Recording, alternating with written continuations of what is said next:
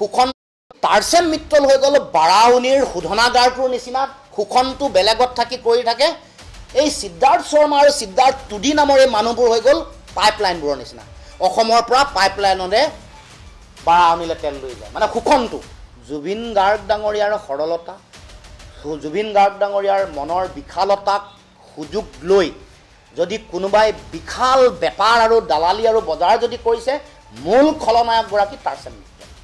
টাৰ্চেম মিত্তলক আজিলৈকে তদন্তলৈ অনা নাই কিয় এৰি দিয়া হৈছে কি অহৈতুকী প্ৰীতি আছে মুখ্যমন্ত্ৰী ৰাইজৰ মাজত ব্যাপক এটা চৰ্চা চলিছে যে অসমৰ এগৰাকী ব্যৱসায়ী উদ্যমী মহিলাৰ লগত যিগৰাকী মহিলাই বোলছবিও পৰিচালনা কৰে বোলছবিও প্ৰযোজনা কৰে সেই মহিলাগৰাকীৰ লগত টাৰ্চেম মিত্তলৰ এটা সম্পৰ্ক আছে আৰু সেইটো মুখ্যমন্ত্ৰীৰো এই মহিলাগৰাকীৰ লগত নিকট সম্পৰ্ক ওচৰ সম্পৰ্ক আছে গতিকে টাৰ্চেম মিত্তলক অলপ আঁতৰাই ৰখা হৈছে নেকি অসমত চলি থকা বিভিন্ন ধৰণৰ অনুষ্ঠান প্ৰতিষ্ঠান বিভিন্ন যিবোৰ অনুষ্ঠান হয় অসমত এই গোটেই প্ৰক্ৰিয়াটোৰ লগত টাৰ্চেম মিত্তল জড়িত সেই উদ্যমী মহিলাগৰাকী জড়িত তাৰ কাৰণে টাৰ্চেম মিত্তলক এই গোটেই তদন্ত প্ৰক্ৰিয়ালৈ মাতি অনা নাই নেকি তাৰ মানে তেওঁ কিয় মানে এই মানে অকমানো নমতাৰ কাৰণটো কি এইটো আমি বুজি পোৱা নাই কাৰণ বিভিন্ন ধৰণৰ কাৰোবাৰ মেছেজ পাইছে তাকে মাতি আনিছে জুবিন গাৰ্গ ডাঙৰীয়াৰ মোবাইলটোত কাৰোবালে মেছেজ কৰবা কাৰোবাৰ ফটো থকা কিবা XYZ কিবা কথাতে কাৰোবাক মাতি আনি ঢাক ঢোল বজাই আছে কিন্তু এই টাৰ্চেম মিত্তলৰ লগত জড়িত হৈ থকা সিদ্ধাৰ্থ শৰ্মা এই সকলকটো কোনো কেতিয়াও মৰা নাই কাৰণ আমি জানো যে আটাইতকৈ যদি শোষণ কৰিছে জুবিন গাৰ্গ ডাঙৰীয়াৰ সৰলতা জুবিন গাৰ্গ ডাঙৰীয়াৰ মনৰ বিশালতাক সুযোগ লৈ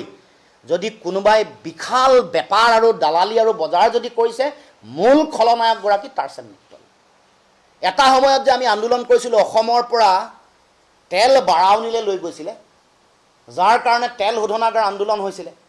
যাৰ কাৰণে টাৰ্চেম মিত্তল হৈ গ'ল বাৰাউনীৰ শোধনাগাৰটোৰ নিচিনা শোষণটো বেলেগত থাকি কৰি থাকে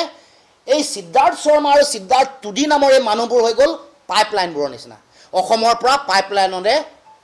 বাৰাউনীলৈ তেল লৈ যায় মানে শোষণটো অসমীয়া জাতিটোৰ স্বাভিমানক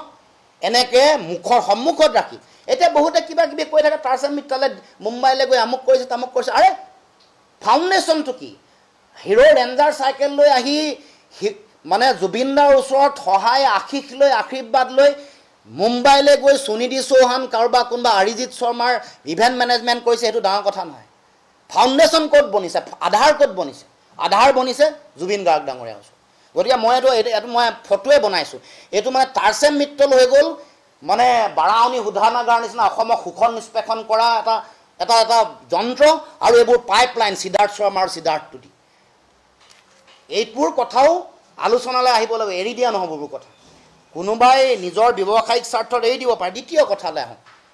আচ্ছা এই অনিতা ডেকা বুলি কোৱা যিগৰাকী মানে আমাৰ অভিযুক্ত এগৰাকীৰ পত্নী তেওঁ নিৰ্বিঘ্নে চিল কৰি থকা ঘৰটোলৈ অহা যোৱা কৰিছে আছে কিন্তু আপোনালোকে জানিব যে ট্ৰেন্স MMS প্ৰাইভেট লিমিটেডৰ অন্যতম স্বত্বাধিকাৰী হৈ গ'ল অনিতা ডেকা যিগৰাকী শ্যামকানুৰ মহন্তৰ সহধৰ্মিনী আৰু তেওঁ নৰ্থ ইষ্ট ফেষ্টিভেলৰ অন্যতম উদ্যোক্তা কিন্তু তেওঁতো এবাৰো তদন্ত আঁতৰলৈ অনা নাই তাৰমানে এইবোৰ ভেকু ভাওনা নেকি এই কথাই আমি ক'ব খুজিছোঁ মানে এই যে মই ক'লোঁ যে এইবোৰ তদন্ত প্ৰক্ৰিয়া অভিযোগনামাখন যদি পানী নহৰকা নহয় কঠোৰ যদি নহয় সাক্ষ্য প্ৰমাণ যদি নানে টাৰ্চেম মিত্তলক যদি নানে সিদ্ধাৰ্থ টুডিক যদি নানে তেতিয়াহ'লে কেনেকৈ হ'ব সিদ্ধাৰ্থ টুডিয়েতো ইয়াতে এয়াৰ ৰহমানক আনিছিলে আপোনালোকে সকলোৱে জানে এইবোৰ আহিব লাগিব তো মানে শোষণৰ যিটো ডাঙৰ যিখন জাল পেলাইছে যিখন জাল অসমত নাই এখন সমগ্ৰ দেশ আৰু ছিংগাপুৰলৈকে বিয়পি আছে গতিকে সেই জালখনৰ আমি চবেই বিচাৰি উলিয়াব লাগিব